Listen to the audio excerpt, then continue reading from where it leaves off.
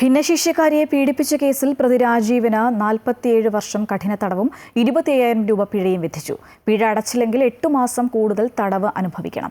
തിരുവനന്തപുരം അതിവേഗ കോടതി judge R രേഖയാണ് ശിക്ഷ വിധിച്ചത്. ഭിന്നശേഷിക്കാരിയായ 16-കാരിയെ ക്രൂരമായി പീഡിപ്പിച്ച കേസിൽ അടുത്ത ബന്ധു കൂടിയായ പ്രതി രാജീവിനെ 47 കൊല്ലം കഠിന തടവിന് വിധിച്ചു. 25,000 രൂപ പിഴയും നൽകണം. തിരുവനന്തപുരം അതിവേഗ കോടതി ജഡ്ജ് ആർ രേഖയാണ് ശിക്ഷ വിധിച്ചത്.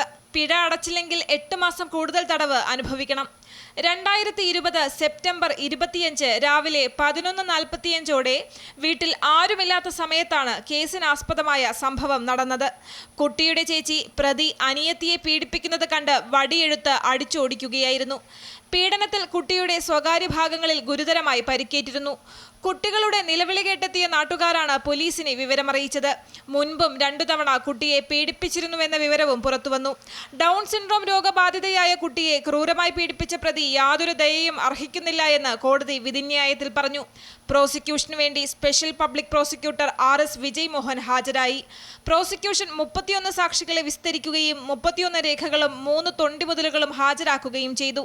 നെടുമങ്ങാട് പോലീസ് ഉദ്യോഗസ്ഥരായ സുനിൽ ഗോപി, വി രാജേഷ് കുമാർ, PS വിനോദ് എന്നിവരാണ് കേസ് അന്വേഷിച്ചത്. അമൃത ന്യൂസ്, തിരുവനന്തപുരം.